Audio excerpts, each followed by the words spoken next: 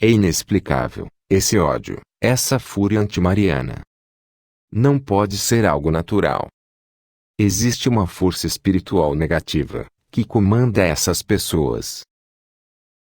Basta ouvir o nome de Maria, um nome tão suave, tão doce, que muitos despertam tudo aquilo que há de ruim dentro de si.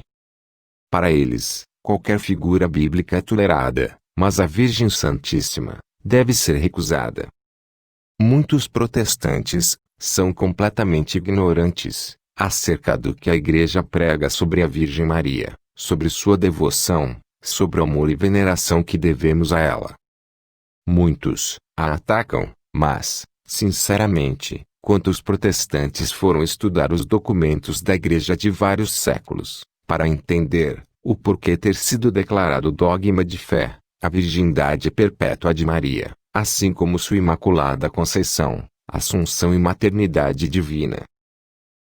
Com certeza, isso é um plano muito bem orquestrado pelo demônio, para enganar os protestantes, e fazê-los desprezar a Mãe de Jesus. Infelizmente, Satanás está conseguindo êxito, desde que Lutero iniciou uma das maiores heresias da história da Igreja, a heresia chamada protestantismo. Onde está na Bíblia que Lutero é profeta, santo, iluminador, ou parâmetro e padrão de interpretação da vontade de Deus? Onde está na Bíblia que o Espírito Santo se divide e dá entendimentos doutrinários diferentes para cada igreja? O Espírito Santo está se contradizendo então? Só no Brasil, temos mais de 30.000 denominações protestantes, e todas diferentes entre si. Umas batizam crianças, outras não. Umas admitem o divórcio, outras o repudiam. Umas aceitam mulheres como pastoras, outras não. Umas praticam a Santa Ceia, outras não. Umas ensinam que devemos guardar o sábado, outras não. Algumas ensinam a teologia da prosperidade, outras a repudiam. E Jesus deixou bem claro quando disse: Pedro, tu és pedra e sobre essa pedra edificarei a minha igreja. A minha igreja, e não as minhas igrejas. Na cruz, Jesus disse a Maria: Mulher, eis aí o teu filho.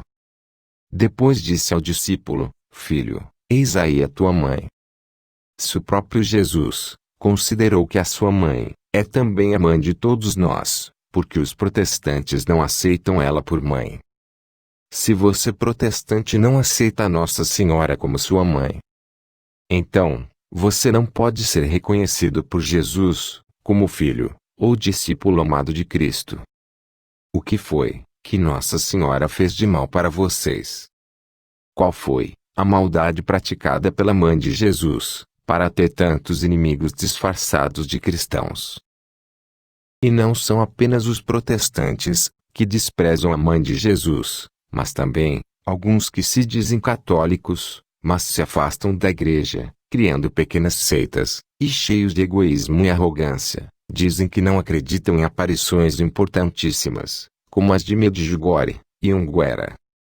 Ninguém é obrigado a acreditar em aparições. Isso não é dogma de fé. Mas também, ninguém pode provar que as aparições de Medjugorje e Anguera são falsas.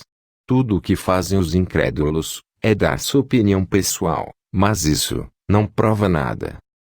Muitos cientistas renomados fizeram muitos testes com os videntes de Medjugorje, e em todos os testes foi confirmado que os videntes são pessoas normais, que não há sinal nenhum de alucinação ou mentiras.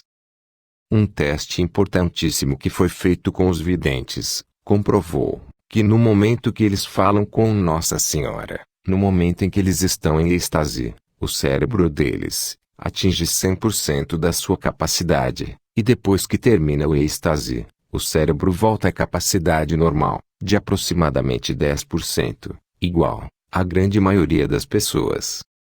Isso foi comprovado cientificamente, através de equipamentos. Isso é uma prova de que algo sobrenatural está acontecendo com eles naquele momento. E tem também uma profecia de Nossa Senhora Rainha da Paz de Medjugorje, que ela fala sobre um sinal visível, indestrutível, que será visto em Medjugorje.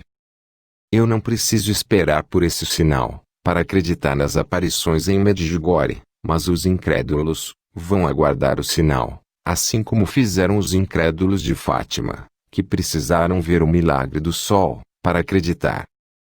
Em Medjugorje, as mensagens da Mãe de Jesus estão totalmente de acordo com a doutrina do seu Filho Jesus. Existe sim, algumas pessoas mal intencionadas, que fazem interpretações equivocadas das mensagens da Mãe de Jesus em Medjugorje, e distorcem o conteúdo dessas mensagens, para tentar justificar a incredulidade deles. Na realidade, estão se utilizando das mensagens de Nossa Senhora em Medjugorje, fora de contexto, de má fé, e a seu bel prazer, inclusive para debochar e expor as mesmas ao ridículo, conforme lhes convém. Houve uma pergunta feita a Nossa Senhora em outubro de 1981, que era: todas as religiões são iguais? Nossa Senhora respondeu: os membros de todas as religiões são iguais perante Deus. Deus governa sobre cada fé, como um soberano sobre o seu reino.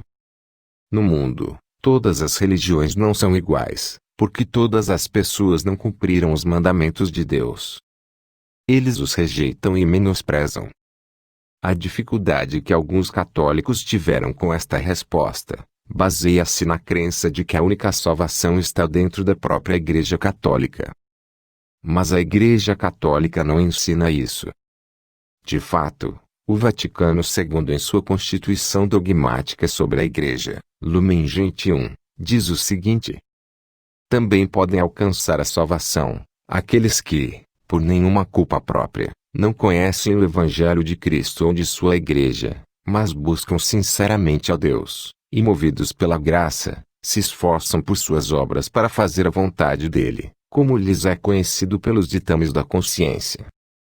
Nem a divina providência nega os auxílios necessários para a salvação daqueles que, sem culpa de sua parte, ainda não chegaram a um ponto explícito do conhecimento de Deus, e com sua graça, se esforce para viver uma vida boa. Portanto, a salvação fora da Igreja também é possível, porém, muito difícil, e somente em alguns raros casos, que só Deus poderá julgar. Ao longo do tempo, mais de 2.000 aparições marianas foram registradas, mas apenas 16 foram reconhecidas pelo Vaticano. Um fato curioso é que depois do Concílio Vaticano II, apenas 3 aparições foram aprovadas pela Igreja. Em 1968, Zeitun no Egito, 1973, Akita no Japão, e em 1980, Cuapa na Nicarágua. Vocês acham que agora, depois dessa invasão da maçonaria, até o mais alto escalão da Igreja, as aparições da Mãe de Jesus vão ser reconhecidas? Eu penso que não.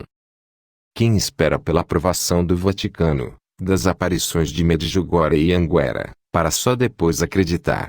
Então, é muito provável que vocês continuarão incrédulos, porque um Papa, que nega o dogma da Imaculada Conceição de Maria, e demonstra que não tem simpatia alguma pela Mãe de Jesus, não aprovará as aparições em nenhum lugar. Algumas pessoas dizem que em Medjugorje, a Mãe de Jesus é ecumênica, e, em Anguera, ela diz que a única igreja verdadeira é a Igreja Católica.